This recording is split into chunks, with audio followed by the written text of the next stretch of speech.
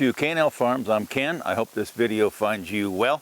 Starting out the video, last night was 19 degrees, and this truck is very prone, this brush truck is very prone to breaking these valves in the cold, so I'm going to just try and drain that tank. I also have to go to town later on and get a tire fix for one of the trucks. The other job I was trying to attempt to do is get the one of the farm trucks running, get it down the hill, and I got to plug the snowplow on, make sure that the winch is working on the snowplow. I don't need the snowplow immediately, but I'm going to need it here shortly, and if I can verify that all the parts are working correctly, then I'll have time, if it's malfunctioned, to get parts. And guess what? I don't think Martin the cat, I don't know if you can see Martin the cat. Martin the cat's down here. And I don't think he wants to get extremely wet, and I don't either, so, because it's still cold. But let's get started on trying to drain this tank. And I might have to get Martin out of the way for just a minute. Yeah, well, there's Martin in all his glory. And he's got his winter coat on, but I don't want him to get up wet because he'd be cold all day. So let me move him out of the way for just a minute.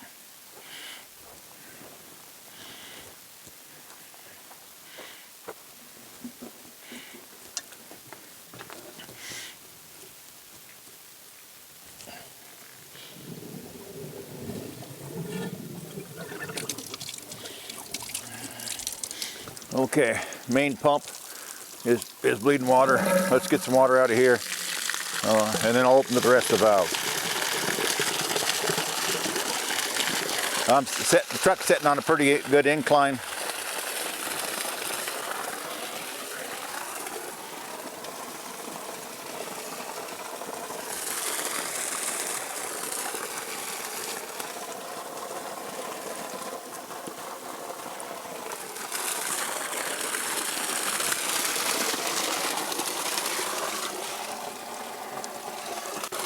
Well, that one might be more difficult.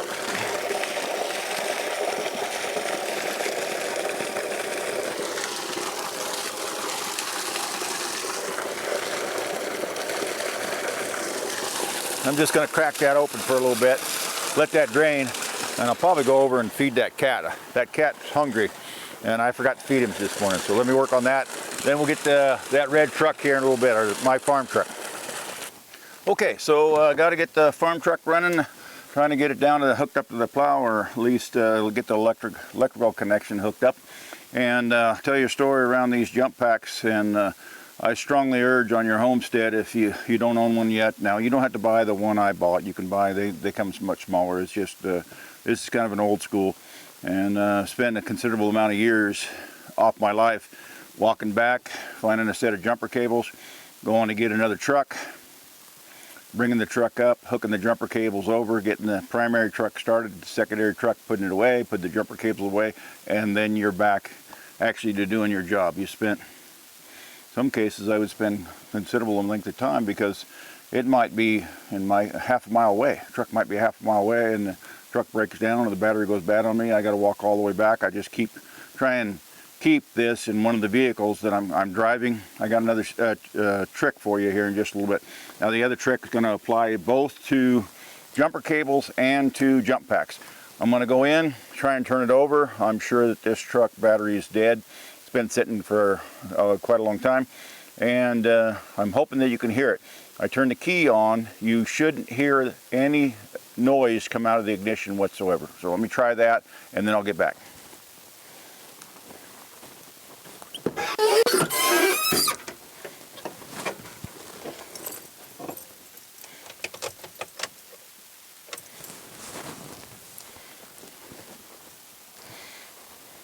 Okay, the ignition is currently in the on position. You can't hear anything. Remember, hooking it up, red's positive, black's negative, and on the battery, actually that jump pack's on. See that spark? That jump pack was on, it shouldn't have been. Okay, on the battery, positive is the plus sign, negative is the minus sign. Now let's see if I'm correct or not. See if I can start hearing that beep in that truck. Hear that beep now in that truck? Should be able to hear it from my mic. I'm going to try and turn it over and get it started.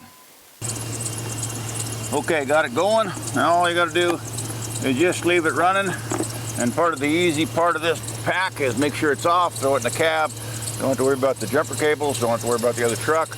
I'm just going to move down the hill and see if I can hook this up to the snowplow, this farm truck up to the snowplow.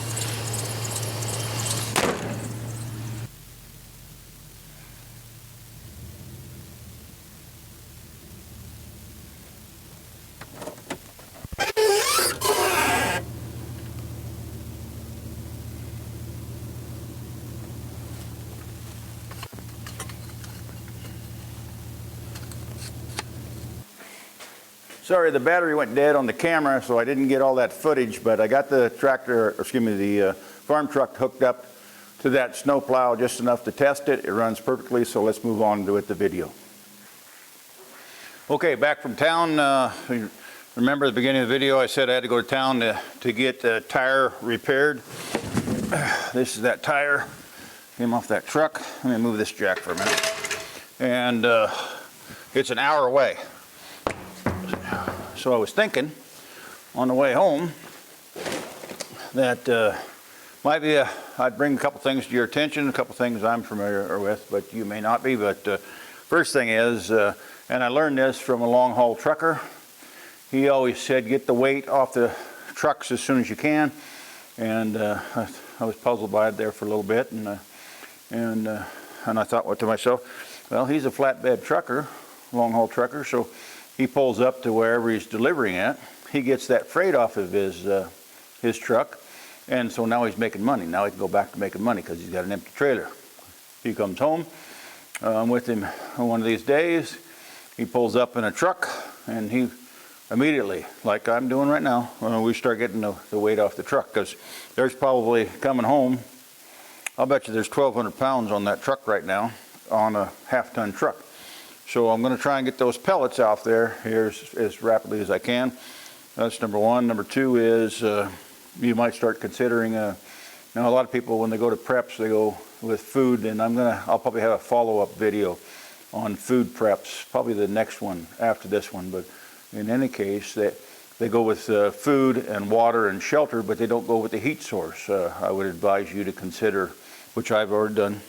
This is the heat source or secondary heat source that we utilize, and to get away from the utilities. So some form of heat source that you can utilize in lieu of relying on the utilities all the time. And we use pellets. So I'm just going to get up and try and get some of those pellets off. Try and get, and usually I go with, I don't remember how many 500 pounds are, but I put about 500 pounds on the tailgate, get back down. Stack them in the garage. You're currently still in the garage.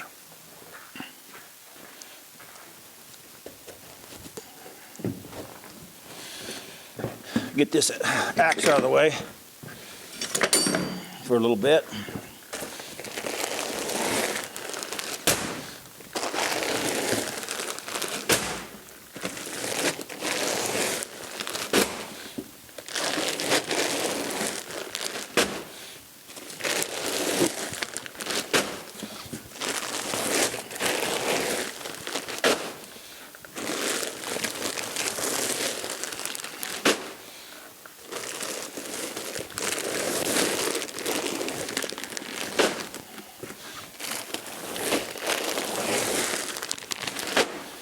Put them on the tailgate like that.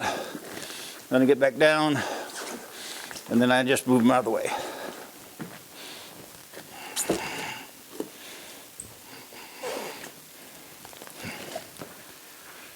I just stack them up in a convenient spot in the garage for now.